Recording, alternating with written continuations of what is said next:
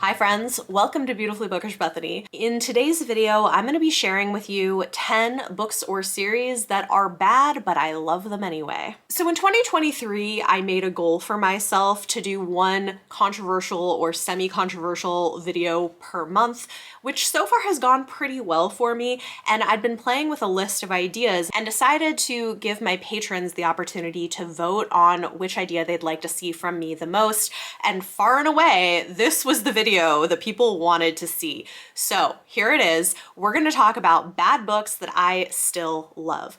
It's no secret that there are bad books that I am not a fan of that are wildly popular, things like the Zodiac Academy series, books by Colleen Hoover. I have been pretty upfront about my dislike for those books, but they are definitely in the category of bad books that a lot of people really love. And so in today's video, I'm going to share with you my favorite books that I know are bad. The books for today's video are gonna fall into a couple of different categories. Some of these I'm calling bad because I know that the writing isn't the best, or there are very obvious things that people could critique in the writing itself. And yet I still love them. There's also books in this list that are my personal problematic faves, books that have problems with them, haven't aged well, maybe the authors are messy individuals. Sometimes some of these books are both, to be honest. Like there's some books where the writing isn't the best and the authors are messy, but I still love them anyways. So if you've been wondering what some of the bad books that I love are, here's a list for you.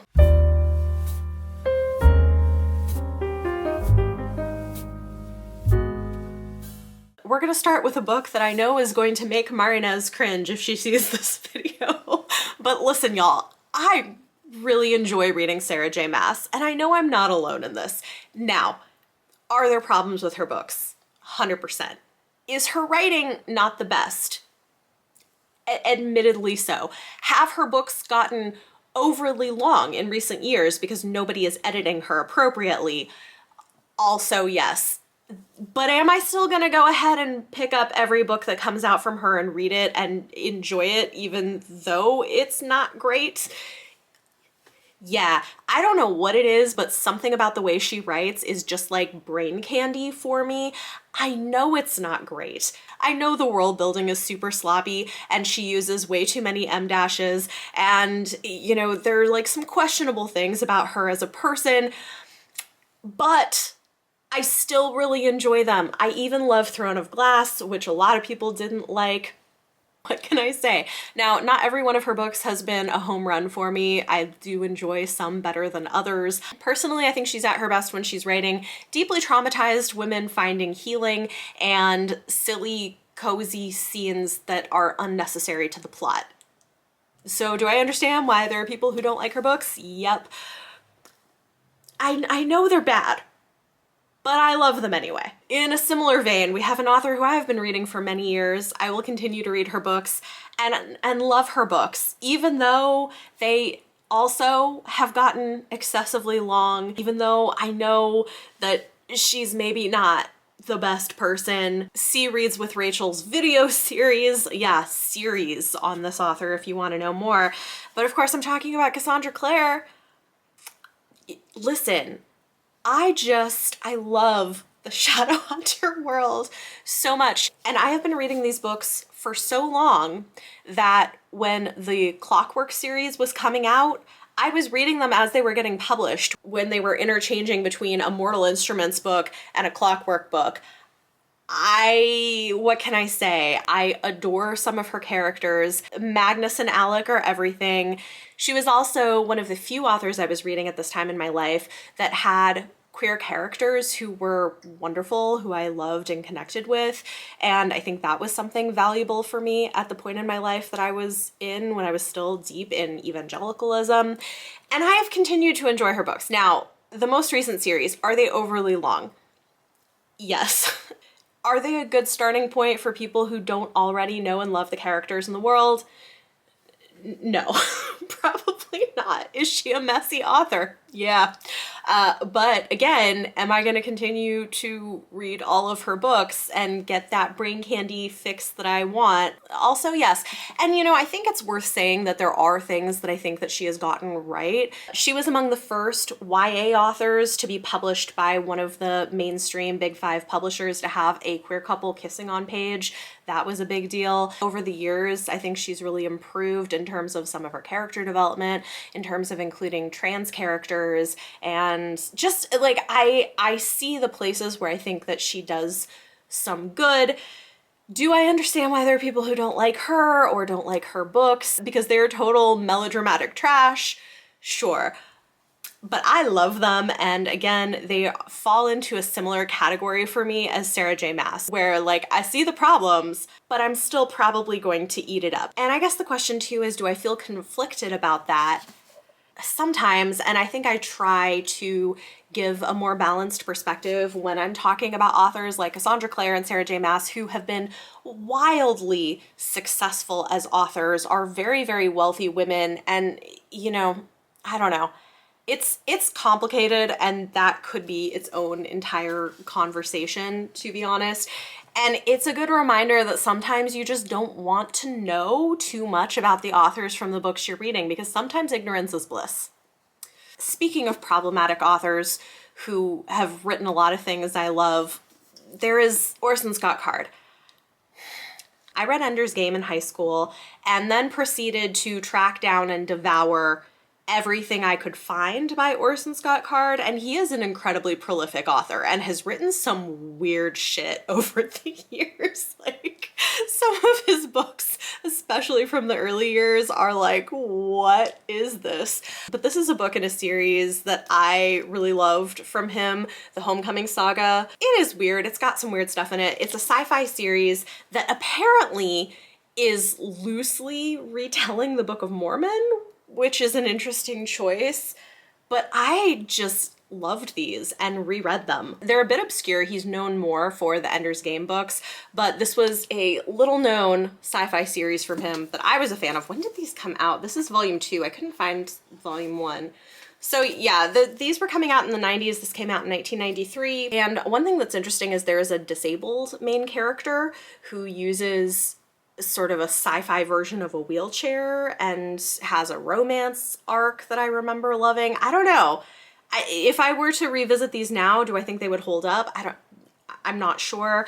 Orson Scott Card, unfortunately, has said some very homophobic things, and I'm sure some of that is coming from his Mormon religion, and I do think it's weird. I may do some research and revisit some things and make a video about this at some point in the future, but I find it interesting that some of his early work in particular actually has a lot of homoerotic subtext and themes to it, so the fact that he later on came out saying some very homophobic things is interesting, and I think really unfortunate, because I think he did a good job of writing books about outsiders and writing books about people and characters who didn't feel accepted or didn't feel like an accepted part of the community, and I think that that's something that really resonated for a lot of queer people, and it's so unfortunate and disappointing when stuff like this happens. There is an author like that who is not going to appear on this list because she who shall not be named has said and done so many immensely reprehensible things that I can't even like, I can't even put her books on a list like this. But yeah, Orson Scott Card is not somebody that I'm actively reading or talking a lot about, but this series, Ender's Game, do hold a special place in my heart in terms of just nostalgia and the love that I had for these growing up and what they meant to me. Moving right along to an author who was not homophobic, but definitely a character with some interesting perspectives and political ideas is Terry Goodkind. This is probably not a surprise to a lot of you to see this on this list if you've been watching my channel for any length of time. Wizard's First Rule and the Sword of Truth series, myself and my friend Leanne at Leanna's Library did an entire read-along in 2022 of this series, and admittedly, I think past book maybe 5 or so, the series definitely does go downhill and takes some weird character turns and gets way too political, but I really love these early books. Are they campy and kind of your basic bitch fantasy? Yes, for sure. But I find them fun and accessible, and I genuinely love some of the characters that Goodkind created, at least in the first few volumes of the series. In my opinion, book 2, Stone of Tears, is probably the best of the bunch and the one that holds up the best. Caveat to say that there is weird stuff in all of the books, weird sex stuff, and a lot of sexual violence, although it's somewhat equal opportunity between men and women, at least in the first few books. And there's also some gender essentialism stuff that doesn't hold up real well over time. So I know these books have problems, but I do still really love them. And I think they for sure fit into this category of bad books that I still love anyway. Next is the first book in a series that meant the world to me when I was in college. I have been told that these books do not hold up well over time, which makes me sad. I have not reread them in recent years, but I have been told that they have fat phobia and racism and stuff that isn't great. But y'all, I freaking loved this series from Libba Bray. It began with A Great and Terrible Beauty. It's like Victorian era portal fantasy set at a girls' school with sapphic characters.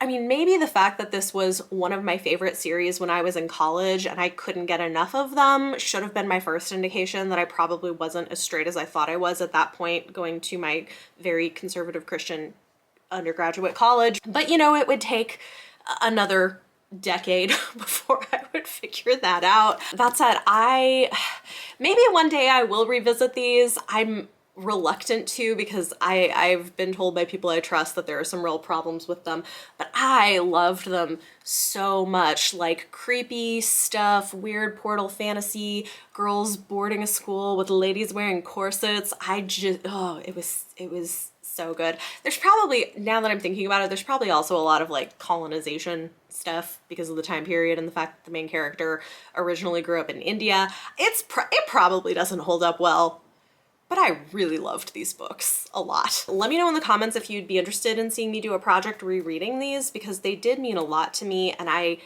am curious to revisit them, even if they do end up having issues. Another all-time favorite series of mine that I know has problems, but I just love it so much, is the Chronicles of Narnia by C.S. Lewis. I grabbed a couple of the early books in the series. These are my original copies. Like, they're in terrible condition because I reread them so many times, and I got these for my 7th birthday. They're one of very few books from my childhood that have survived the years, but they were well-loved favorites. I especially was into The Horse and His Boy, which is, you know, perhaps among the more problematic books in the series. It's kind of racist and fetishizes as well as demonizes people of Middle Eastern descent. There's some definite like white supremacy vibes in it. I haven't read it in a while, but as a kid, this series ignited my passion for fantasy and for reading. They were for sure favorite, and I would reread them over and over and over again. There were like the last 2 books, The Last Battle, I didn't read very often. It was kind of weird and creepy, and The Silver Chair also was not a favorite of mine. Again, it would be interesting to revisit these now, but I know they've got problems, but I still love the hell out of them. The final 4 books on this list are books that I've just picked up in the past few years. The first set are things that I've been reading for quite a long time, since before BookTube. These 4 are books that I have picked up since being on YouTube, which I think changes some things a little bit, but here you go. First up, Madam by Phoebe Wynne. I freaking loved this. It's a gothic thriller about a woman who becomes a teacher at an all-girls school where there are some really terrible, abusive, problematic things happening under the surface. And I've seen critical reviews of this book, and they're not wrong. The themes are very on the nose. The book is quite melodramatic. There are plot holes. There are unnecessary scenes. It's true. But I had so much fun reading this book. It just scratched that itch for me perfectly of a soapy, gothic book where creepy, weird stuff is happening and the main character is uncovering it and is kind of an outsider. I loved it. I understand why there are people who dislike it, and yes, there are criticisms you could make, but I love it anyway. Next is a bind-up of 2 books that I originally read for the Blades and Bodice Rippers book club, and this is one that we were very split on. Me and Leanna enjoyed it and ended up finishing the series. Mara and Amanda really, really hated it, and I get why, but I was a fan. This is Shadow and Claw by Gene Wolfe. Listen, is there a lot of misogyny in this book? Yes. Is it weird? Yeah, also yes. Do you have to like pay really close attention and read between the lines a lot to get what he was trying to do and the points he was trying to make and the way he was trying to connect to like philosophy and religion and history and stuff? Yes. I completely understand why this is not going to be everybody's cup of tea, but I really enjoyed it. I was such a fan of it. Like there's a lot of weird shit in this book, and there are a lot of female characters who are poorly treated. The main character whose head we're in is a complete misogynist, 100%. Now, when I read this, I didn't feel like the author's perspective was that he was a misogynist. I think he saw that his main character was, but we can disagree on that. Mara disagrees with me. Mara thought that that was not the case. Regardless, I enjoyed it. It's like Catholic inspired sci fantasy that's super weird and has a lot of subtle references to literature and philosophy and history and stuff. And it was just very much my cup of tea. So do with that what you will. Does it have issues? Yeah, but I did love it anyway. Then we have to talk about The Duke and I by Julia Quinn.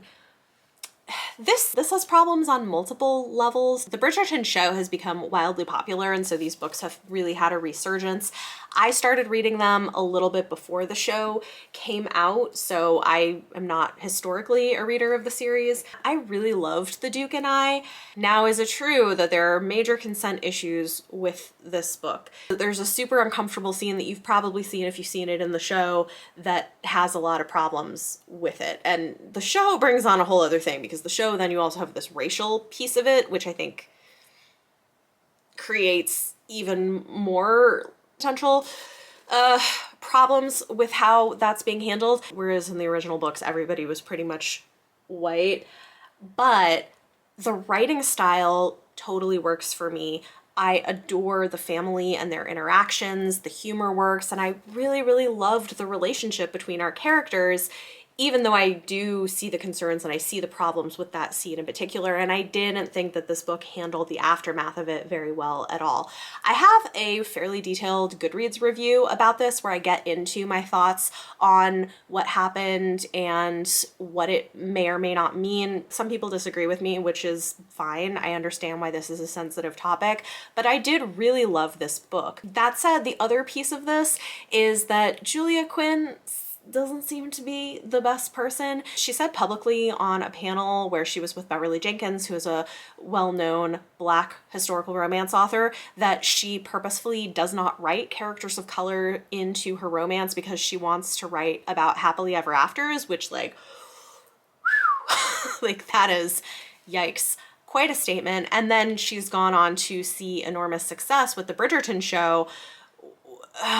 Anyway, it's not great. It's messy, but I did really love this book, and I've continued to read more books in the series. I will say, almost without fail, every book I've read from her has consent issues. Is part of that the fact that this was written in the early aughts? Probably. I'm sure it didn't help. It was like pre-Me Too movement, and a lot of romance had questionable consent, but still it does tend to detract from my experience. The Duke and I, though, I just loved. I loved it, and I see why these have been so popular. The final book on this list is something that I read very recently. I've read other books from this author as well, and I think there are a lot of people who would say that her books are bad, or at least wouldn't call them good, even though they're popular, and that's Ruby Dixon. This is my most recent read from her, The Half-Orcs Maiden Bride. I mean, it's a lot. It's absurd and over the top and super steamy, but I loved it. It was like the romance was surprisingly sweet, and it was just fun and campy, and for me, very enjoyable. But I also totally understand how someone could pick this up and be like, what the hell is going on with this? So this is a fairly short novel that is a romance between a woman who is a spinster. She's very tall and full-figured and doesn't think anyone would want her. And then her dad, who is a complete piece of work, comes home one day to tell her, I've arranged a marriage for you and you'd better go through with it because it's going to help us financially, sort of, or else. She arrives only to discover that her bridegroom is a half orc. And, you know, obviously her dad thinks that's going to be really bad, but it turns out that he's a complete sweetheart. Yeah, he looks a little bit scary, but he's just like a big old teddy bear inside, and he's very concerned about the fact that she has never had comprehensive sex education, wants to make sure that she knows everything she needs to know, and feels entirely comfortable going into these very over the top and out there wedding ceremonies that are part of his culture. I mean, yeah, it's out there. It's very steamy. It's very campy, but it's surprisingly sweet and actually does a fantastic job dealing with consent given the situation, as opposed to Julia Quinn. So, you know, maybe she could learn a few things from Ruby Dixon. But is this good literature? Maybe not. Do I love it? Yes, definitely. It was great. So there you go, my list of 10 books and authors that are bad, but I love them anyway. Hopefully this was interesting or fun to see what books made my list. I would be curious to know in the comments down below, did anything surprise you? Was there anything where you were like, oh yeah, I saw that coming? Let me know. And I guess what this brings up is twofold. Number one, objective literary quality and enjoyment are not a one-to-one thing, and what is enjoyable is going to be different for everybody. Case in point, as I mentioned earlier, things like Zodiac Academy and Colleen Hoover are bad books that I don't like. They don't scratch that itch for me, but for some people they do. And so I think things like literary quality or morality even are not a one-to-one with enjoyment. But also I think this does bring up the fact that things get complicated the more that you know about authors, and especially as somebody like me who has a platform, I have to make choices about which books I'm reading, which books I'm discussing, and how I'm discussing those books. Do I want to give a platform to a problematic author? And you know, those lines are going to be different for everybody. There are authors where I'm like, yeah, they've got some problems, but I'm still like okay with reading their books with some caveats. And then there are authors where I'm like, I just don't know that I can really read them anymore. Orson Scott Card is someone who is right on that line for me, where I haven't read any of his books since starting my YouTube channel, partly because of the things that he's said. Although if I do this video project, I may be rereading some things. So stay tuned for that. We'll see. Talk to me in the comments down below. And for a question of the day, two things. Number one, how do you approach handling problematic authors or authors who have said or done things that don't align with your personal value system? Let me know how you handle that in the comments down below. Where are those lines for you? And number two, tell me about a bad book that you still love. This could be something you love even though you have problems with the author. This could be a bad book you love even though it's got questionable elements in it, or because it's just not very well written, but it still did the trick for you. Let me know in the comments down below. If you like this video, it always helps if you give it a thumbs up. Subscribe if you want to see more. Thank you so much for watching, and I'll see you next time.